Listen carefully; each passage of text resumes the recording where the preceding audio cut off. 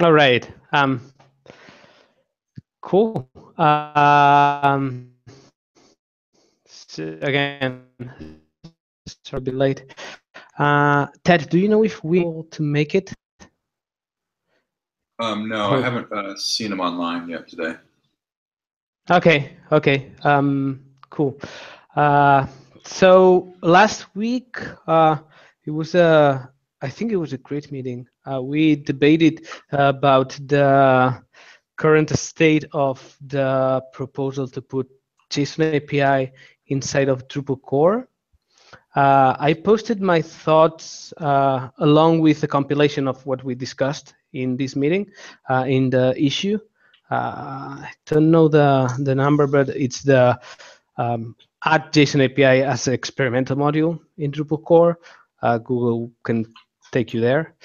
So if either you have extra thoughts or I missed something that we talked about last week or anything like that, please post there. I would love to see movement in there so we can see more ideas coalescing into this.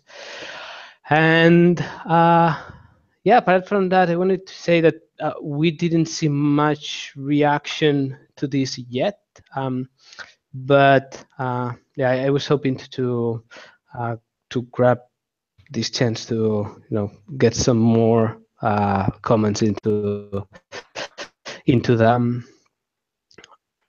I'm gonna move into a little bit of the JSON API update. We kind of identified, thanks to Jing Cheng, that rather his coworker, that the group issue may be more extended than we anticipated. So actually, I have something to add. So actually today, we will actually reproduce the problem with core only, core and JSON API. So basically, we wrote down the steps to reproduce the problem. So basically, if we create a comment type and add a reference and the entity reference to comment to the new comment type, then we run the nested includes, then the JSON API will throw an error. So it's the same error that we run into when we use the group module. That's perfect. Actually, we can write a test for that pretty easily and get that moved forward. Did you check if that also works with JSON API 1.2? No, I haven't got time to confirm that yet. So that would be the next step to do. That would be great, because then it would be the exact same behavior that we were seeing with group. Cool. So yeah, that was my update. Also made some merges in JSON API extras. We should see some nice field enhancers there added by the community. So I think that's always a win. And yeah, apart from that, I've been working on an article for decoupled routing, and I kept missing a way to do uniform route resolving in the server. So I created a small module over the weekend. Not ready to share it yet, but if you want to promote it or recommend to use it. But if you want to take a look, it's in decoupled router. And that fits like a specific use case, which is decoupled website instead of an array of consumers, but a decoupled website. And the editors in the backend kind of want full control over the aliases using the path alias that Drupal core ships with. So and redirections, because if the path is generated with path auto, and then you change some of the fields that make the alias via path auto, then redirect may be generated. So with this module, you have an endpoint.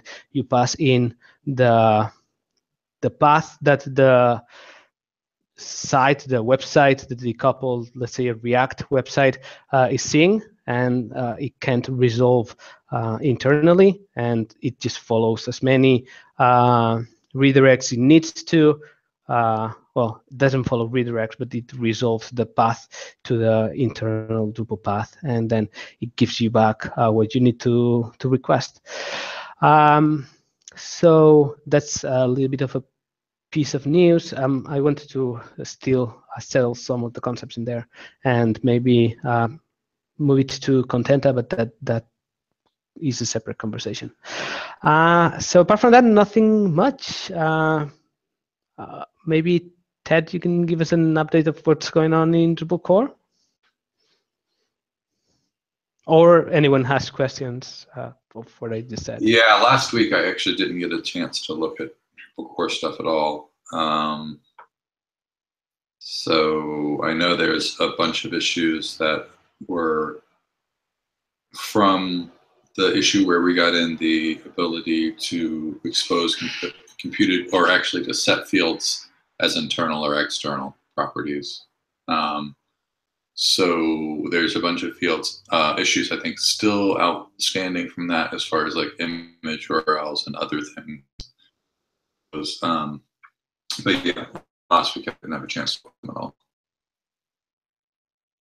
Yeah, I also saw, and I'm talking only about email notifications, not following that issue very deeply, that there is more progress that's happening in the file normalization issue, which is allow us to have a fully resolvable download URL, and also the ability to post files, I think. So some progress is being made in that front as well, if I'm not mistaken.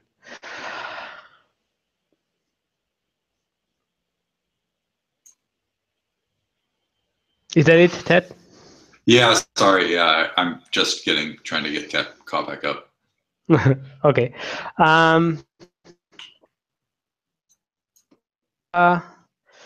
So I wonder if there is anything that Philip wants to share regarding the GraphQL module and ecosystem. There wasn't, at least for me, wasn't a lot going on because I was mostly occupied by paid work. But Sebastian was able to do a lot of improvements on the GraphQL base module and the way plugins are resolved and built, because we have a client that was very interested in getting some performance gains, and he was able to squeeze it out. So, and we're planning to do the beta 2 release soon. So there still needs to be some testing done and test coverage added, but it's looking good. Awesome. Have you seen any increase in usage after you tagged beta? I guess that I could check that, but I didn't remember till now. I will just have a look right now.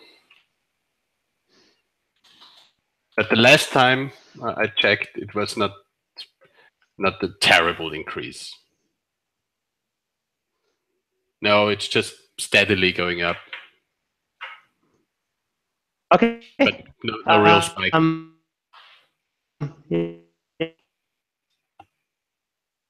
Yeah, I think that stable releases were the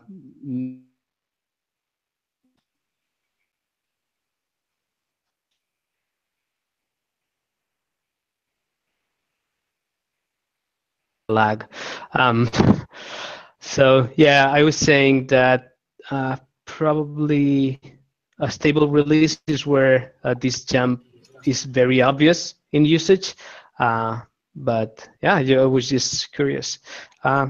Great that the community will benefit from those performance improvements. Thank you, Philip. Thank you, Sebastian, for all that. I'm not sure if this is coming through. Because Yes, I'm it get was. okay. Nice. Cool. So I think that those are like the Scrum-like topics of every week. The only other thing that I wanted to share is that we will be adding into simple auth a way to generate your keys, or an easier way to generate your keys if the appropriate conditions are met.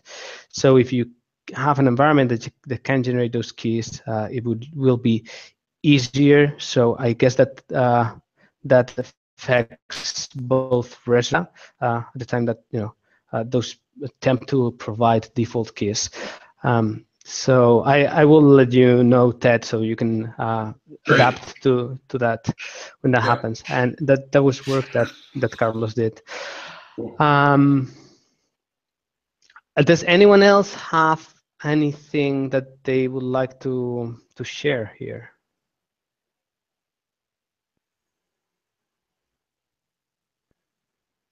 There we go.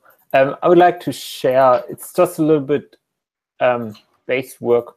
There is this fundamental issue to validate configuration, not just, and in order to be able to do that in REST, Json API, GraphQL, or whatever, is to add constraints to configuration entities. This is possible, but like nothing actually has constraints. So there are like a couple of issues to add like constraints like machine names or plugin IDs or something like that. So you can actually tag things properly so they are validated. Just think about like you specify an invalid plugin ID and then suddenly your site blows up or something. That might be a possible scenario. Would this be instead of using the schema? This is as part of the schema. So schema, so configuration schema right now is basically saying the data types. Like, is it a string, an integer, or is it like some kind of object with the following keys? Yep. But under the underlying API, which allows us to do that, is type data. So configuration schema is basically a mapping to type data.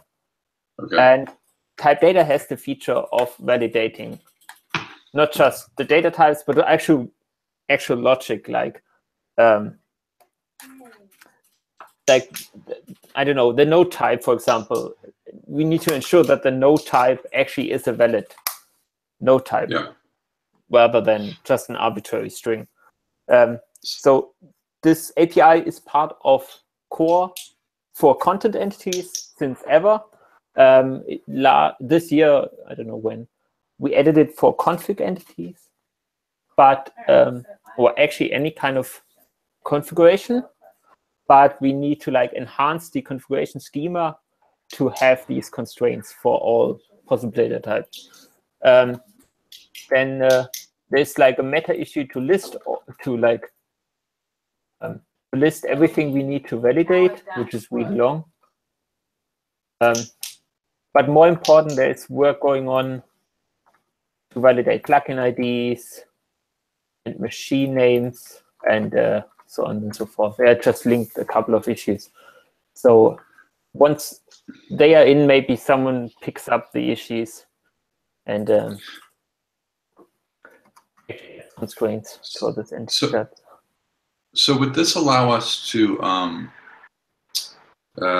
like expose entities one by one as we added constraints to them, or would we have to wait till we had all the constraints? As far as I understand, I think it would be kind of harsh to wait for all of the entity types to add, that all of them actually have validations, that we actually enable REST or some kind of remote call. But in order to be able to do that, we need a way for configuration entities to opt into not just get support, but also post support or something like that. Yeah. There's a lot of discussion, as some people may have seen, about like how do we do that or something. Some people want to add an interface, and yeah. Let me see if I can find the issue quickly. So I was looking at the entity. There was an issue a while ago to make entity adapters work with configuration entities, which you can call the get type data, I think, now on a configuration entity. But if you do that and then you call validate on what comes back, it doesn't do anything. But Yeah. well, it won't actually fire validation on the schema right now. And it's because the way, and I have to find out if I posted this patch, but it's because of how content entity base, or I think it's maybe that configure, if you override that get type data and I think basically do what we were doing in that original REST issue, then if you override it there, then you can actually get it to, when you call validate the schema. But right now it won't. I think it'll just come back with nothing, even if you have invalid stuff. Let me I know. Supplied. If you manually put bad data in there. Do you understand why the test on the West issue then actually worked? I mean, it checks. Was it asking for bad data, and was it checking for bad data? Well, it checked for constraints. So you're talking about like the data types, right? Yeah. Oh, I see. Okay. So it actually checked. Did the test actually check to say, oh, okay, I'm going to send you a wrong one, and test that it shows that there's a constraint comes back? Well, I guess probably not. Okay. Yeah. Yeah, I'll try to find that patch. Yeah, it would be certainly helpful to like enhance the test coverage for all possible things we can come up with. Alrighty. Yeah. So yeah, the last issue I just posed is to discuss how like entity types can opt out or opt in to validation. Sadly, nobody cares, I guess. Yeah, just a small thing from me. That's it. So one question comes to mind. So we are requiring all this for REST and all remote operations, for write operations, because it's a way to protect site owners from having authorized users break their sites. And we're going to hope or aim to create all these constraints for core config entities, but when we have all them checked, we will release this and they will be able to also act on config entities provided by contrib, which may not have this protection. Is that correct? Well, personally, I would like to have that as an opt-in feature in general, rather than opt out, right? So even custom and contrib entities would have to opt in and say, yes, I as a module author actually provide the necessary constraints and validations in general to know what I'm doing here. Yeah, I don't. But yeah, that's a good point. Interesting question. I mean, I like the opt-in because I think people, because there's not a way to do it now in the API, people can kind of assume that people aren't updating config entries over the API. As soon as if we made REST like opt out, then all configuration in these contrib and core would just automatically be able to be updated, and then feel like it would make people could have made their contrib modules with the assumption that that would never happen, because right now it would never happen over the API. So they may have logic that's not going to be triggered just by saving the entity or something. Yeah. Well, yeah. That's true. Whenever there's a change, there may be assumptions that were made that would never change. I guess. Yeah, that's a tricky question for people that care about their sites not breaking between minor releases, which is everyone, I guess. Yeah. Well, nice. Yep, This is oh. I was saying, even if it's not opt-in, I mean, you have to kind of put a lot of effort into updating the config entity over, well, at least in core REST, even if you opted in, even if it was opt-out, they wouldn't be exposed automatically. You would actually have to update config entities to expose them.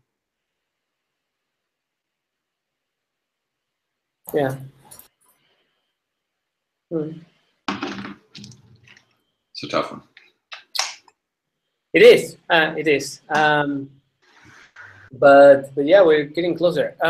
I somehow thought that you were already able to add custom constraints to your config entities.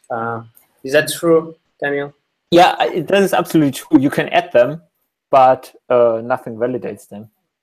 Like unless you do it manually. Exactly. So like on the PHP API, it is possible for constraints, but not as Ted explained, not for the schema types.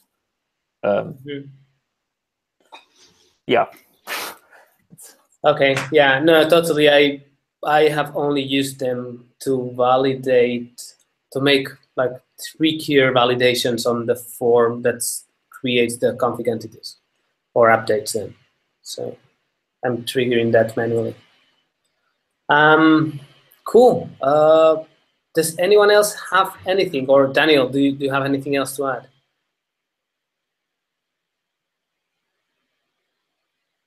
No, I don't.